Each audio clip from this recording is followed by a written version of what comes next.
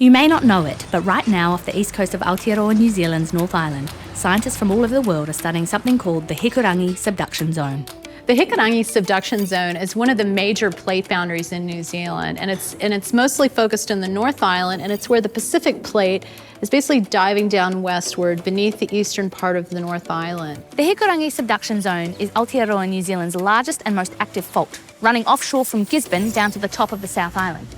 Recent science suggests that the likelihood of a Hikurangi fault rupture may be higher than initially understood.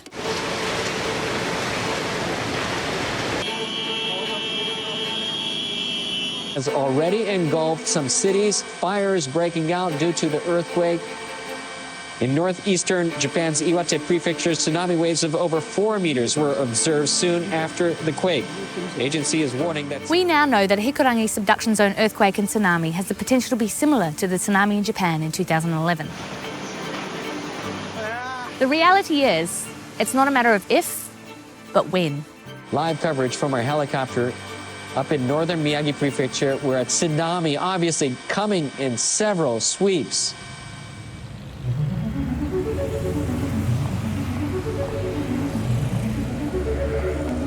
East Coast Life at the Boundary is a project that brings together scientists, emergency managers and other experts from across the East Coast to make it easy and exciting to learn more about natural hazards and how they can affect us.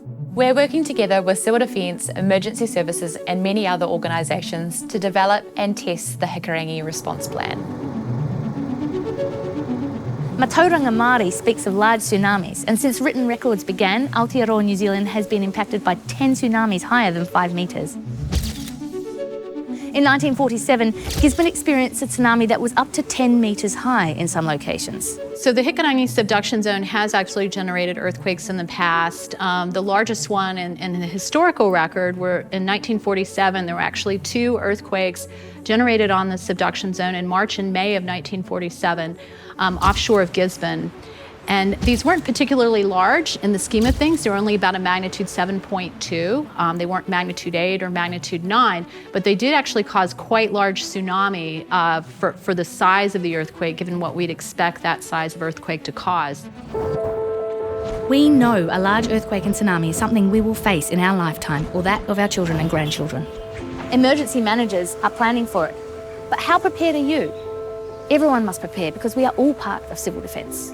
What people really can do to be prepared for this is to make sure that, A, if there's a tsunami, that they know their evacuation route and they can get to higher ground very quickly.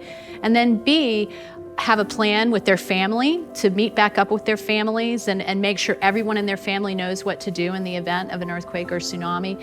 And C, make sure that they're prepared to survive at home with enough food and water until things get back on track. All this may sound overwhelming, but we must all know what to do. Practice your drop, cover and hold and tsunami hikoi to high ground or inland by foot or bike. We know practicing these 2 things works, as it helped save over 95% of people's lives in Japan in 2011 that safely evacuated in time. Remember, if it's long or strong, get gone.